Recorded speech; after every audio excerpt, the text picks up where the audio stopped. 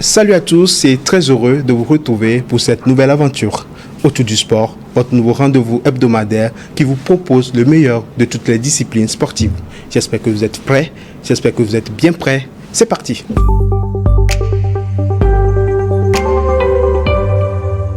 Et pour cette première d'Autour du sport, notre voyage nous emmène au Niger. Le 2 janvier 2023, le centre technique de la Fédération nigérienne de football a été inauguré en grande pompe. Fruit d'un partenariat entre le gouvernement nigérien, la FIFA et la Fédération nigérienne de football, l'édifice bâti sur 16 hectares entend garantir l'épanouissement de la jeunesse à travers le football. Alors, le centre technique de la FENIFOOT est-il devenu le renouveau du football nigérien? C'est un document signé Charlotte Guézéré, Henri Akodo et William Ouzou.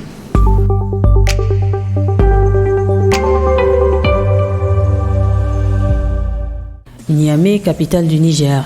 Bienvenue au cœur du centre technique de la Fédération nigérienne de football. Construite sur une superficie de 16 hectares, le centre technique de la Fédération nigérienne de football est une infrastructure d'envergure qui répond aux besoins de développement du football au Niger. Moderne et futuriste, l'édifice inauguré officiellement le 2 janvier 2024 se positionne comme une structure nationale publique moderne qui vise à garantir l'épanouissement de la jeunesse nigérienne à travers le football. Franchement, je suis heureux et très fier du Niger, très fier du travail qui a été effectué ces dernières années, très fier de la stabilité de la fédération. Je dirais que c'est pour ça qu'on fait ce métier-là, c'est pouvoir donner à des pays comme celui-ci des vraies opportunités. J'ai vu les enfants de l'académie, des enfants qui viennent de partout du pays, qui ont été recrutés, qui sont nourris, logés dans des excellentes conditions, avec, je dirais, des possibilités de pouvoir faire leur chemin, de représenter leur équipe nationale un jour. Et ça fait chaud au cœur. Terrain de foot en gazon naturel et synthétique, salle de musculation avec des matériels de pointe, salle de cours aérée, réfectoire et dortoir, immersion dans cette enceinte holistique. Véritable facteur d'ascension sociale, le football ne peut se développer qu'à travers la construction des infrastructures et de la formation.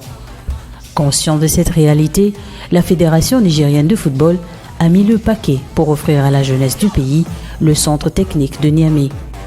Ce centre est le fruit de la coopération entre l'instance nigérienne de football, le gouvernement du Niger et la FIFA, un joyau qui abrite également le FENIFOOT. Comme tous les jours, la trentaine d'enfants pensionnaires du centre se retrouvent ici, sur ces pelouses, pour assimiler les aspects technico-tactiques. Venus des 8 régions économiques du Niger, notamment Dosso, Arlit, Zender, Tillabéri, Agadez entre autres, ces jeunes espèrent progresser et embrasser une carrière professionnelle dans les prochaines années.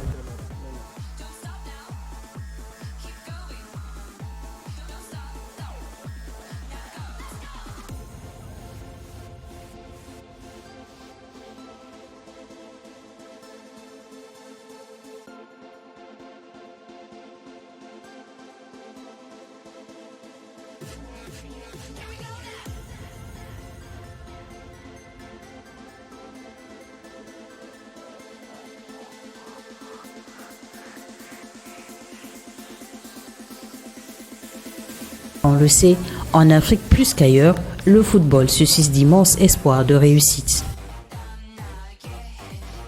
Les pensionnaires ont la chance d'être encadrés par des professionnels de foot pendant qu'ils poursuivent leurs études.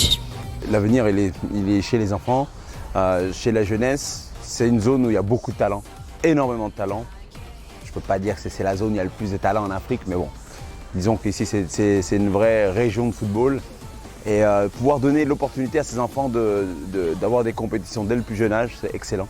Ça leur donne aussi l'envie, la motivation, l'exposition, et c'est le rôle de la FIFA et de la CAF. Ici, l'excellence et la performance sont de mise et les résultats sont appelés à suivre. Ce projet grandeur nature porte la marque d'un homme, le colonel-major Drbila Ima Amidou, surnommé Pelé. L'officier supérieur des forces armées nigériennes est avant tout un passionné de football. Précédemment président de la SFAN et de la Ligue de football de Niamey, il a été porté à la tête de l'instance dirigeante du football nigérien en juillet 2009. C'est quelqu'un qui vient du football, qui aime son pays profondément. Ça, c'est un réel avantage, je dirais, d'aimer ton peuple. Il a envie de laisser une trace, il le fait. On va l'accompagner encore, on va accompagner la Fédération nigérienne de football. C'est pas fini. Le centre technique, c'est très bien, ce sont des bases. On va encore présenter les projets, notamment au comité de développement de décembre. La Fédération pourra l'annoncer. Il y a encore de la marge sur le football féminin notamment. L'académie est en place, ça c'est bien. Et puis on va aider le championnat local, renforcer la capacité des administrateurs. Sous sa houlette, le football nigérien connaît sa période la plus faste avec des résultats encourageants. Le Niger participe à la phase finale de la Coupe d'Afrique des Nations 2012-2013, 4 championnats d'Afrique des Nations 2011, 2016, 2020, 2022, 2 Coupes d'Afrique des Nations U17, 2015, 2017, une Coupe du Monde U17, une Coupe d'Afrique des Nations U20 organisée à domicile en 2020.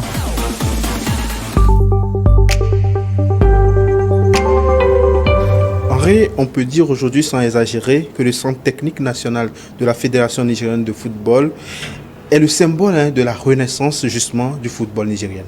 Exactement, Christophe, parce que c'est la preuve par un qu'avec beaucoup de volonté, beaucoup d'engagement, on peut réaliser de très bonnes choses. Aujourd'hui, les dirigeants de la Fédération nigérienne de football ont pris véritablement le pouls de la situation. Ils ont décidé de mettre en place ce programme, ce projet ambitieux qui est en train de révolutionner le football nigérien. Dans quelques années, je pense qu'on parlerait en bien du football nigérien parce que grâce à ces infrastructures holistiques mises en place, notamment le Centre technique national de la Fédération nigérienne de football, qui abrite justement des infrastructures de qualité, notamment les pelouses qu'on a vues et tout, et surtout l'académie, la Finifoot. Le Niger va pouvoir progresser à travers la formation des talents qui vont apporter une plus-value à l'histoire de ce pays sur le plan sportif. Exactement. Enfin, au-delà de ce qui est frappant, c'est au-delà de prioriser la formation des jeunes, notamment des grands talents, des talents qui vont naître, c'est aussi ce renforcement des capacités locales. On l'a vu avec les compétitions de U17, U20 et tout. C'est là aussi que ce centre a apporté un plus-value à ce football nigérien. Exactement. Le football nigérien. Il faut dire qu'avant 2012, justement, le football nigérien n'avait pas connu de très grande épopée. En 2012, ils ont participé à leur première CAN, justement. Ils ont réédité l'espoir en 2013. Et derrière, ils ont participé également à plusieurs compétitions, notamment le CHAN à 4 reprises, des compétitions de jeunes, la Coupe du Monde U17 également.